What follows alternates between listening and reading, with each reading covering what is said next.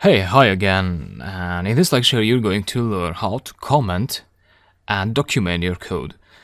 That is very simple actually. So what do I mean by commenting and documenting? Well, commenting, let's suppose you write a script and then you want to give that script to other programs, or you're just working in a team with other developers, and what you want to do is you want to find a way to document your script to your colleagues. And that's what commenting is about. So comments are this. So you start with a hashtag and you write whatever you like. Let's say create empty file. So what I did here is, I had this script that what this script does is it has a function that function creates an empty file called sample1.txt. And if you give this script to someone else, they may try to read the code and understand what you're doing there. But alternatively, you can help them by adding here a line that is not read as code by Python. So Python ignores everything that goes inside a hashtag. Basically, the way you do this is, before writing the function, you write this comment. And then comment basically means that you're pointing to this block of code. Now be careful, if you click enter and start something here, this will be read as code by Python. So comments are in line. You cannot have them in another line. If you want, you can of course do this if you want to add more lines. You can also write something besides some code. So for instance, writing empty string, and everything will work fine. And that's about comments, and we also have docstrings, which allow us to document our code. And with documentation, what I mean is, let's say you import OS, and then if you do os.doc, you'll get the docstring. So this is called the docstring, and what it basically is some basic information about the library or the module or the package that you are importing, that you are using in Python. And you can do the same. So if you import example, what you do, you're importing the example.py as a module, and if you say example and __doc__, in this case you don't get anything because you don't have a docstring in your file. So if you want to give some information about your script to other people, you may want to add a line here with triple quotes, like that, and between those triple quotes it comes a docstring. And that would be something like, this script creates an empty file.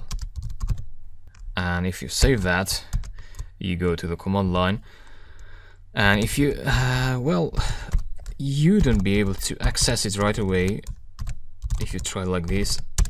So it's still empty because Python is still holding the old version of your example module. And by the way, to import Python script as a module, you need to be in the same directory with your Python script. So I open this command line in the current directory. And to get the docstring, you can either close this session, so the interactive session, and then open a new Python session again and import example.py and then access the docstring.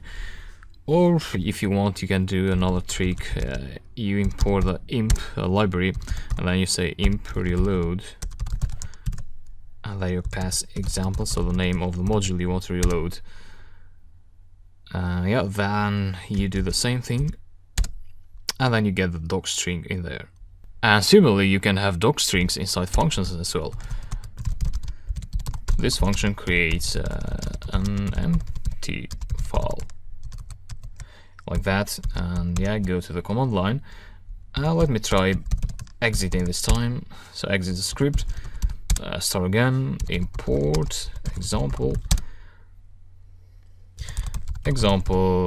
dot create file dot doc, and you get the line in there. So this function, it should be this function. Anyway, this function creates an empty file. And as you can see, you can access functions from your module using the dot notation. If you do like that, that will execute your function, your Python function, and it will create the sample.txt file. So let me try that by deleting this. Delete that and we'll execute again, and sample1.txt is there now. And a last illustration, docstrings, you can find them in Python modules as well. As you see here, we have os.py, which I demonstrated earlier, and you see the docstring in here at the beginning of the file. You can see R as well, which what this does is, if you look at this docstring, this has some special characters like this \n, and what \n does, it normally creates a break line when you are inside a string.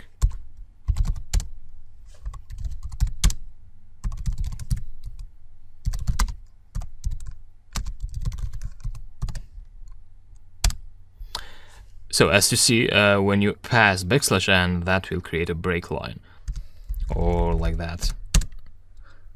We'll use \n later, so don't focus on that for now if you don't understand it. You'll understand it very well when we use it in real-world examples.